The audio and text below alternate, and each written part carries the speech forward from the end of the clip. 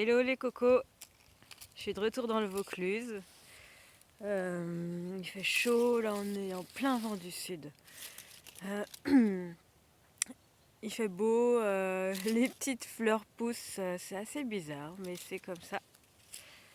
Alors voilà, je suis sur mon lieu de promenade quotidien, le long de l'Ouvèze. Il y a beaucoup d'arbres, de feuillus caducs et en particulier des chênes. Et je ne sais pas si vous avez déjà observé, sur les chênes on trouve ces petites boules là. Souvent, on se demande ce que c'est.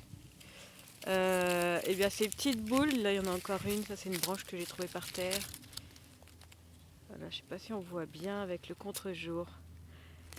Ces petites boules en fait, si on regarde bien, il y a un petit trou, là celle-ci elle a un petit trou.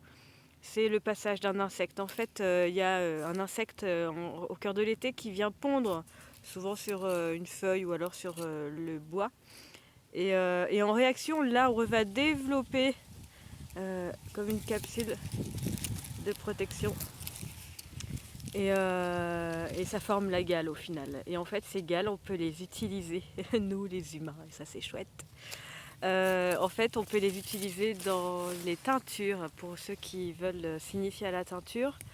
Les tanins que contiennent, désolée je mange un cheveu, que contiennent la gale vont aider comme mordant en fait dans le processus de la teinture, donc par trempage par exemple.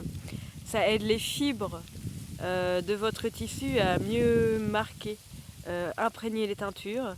Donc il y a des tonnes de modes d'emploi sur internet. Si vous voulez vous y mettre, il y a aussi des super bons bouquins sur les teintures végétales. Mais bon voilà, cette petite chose, c'est une petite chose qui peut être très très précieuse. Alors par contre, ça se mange pas, puis ça doit pas être très bon parce que les tanins c'est très très amer. Et les tanins en fait ça sert un peu de répulsif pour l'arbre, c'est pour ça qu'il en fabrique. Parce qu'il a capté qu'il s'était fait attaquer par un insecte et en réaction il fabrique des tanins. Et nous c'est les tanins qui nous intéressent.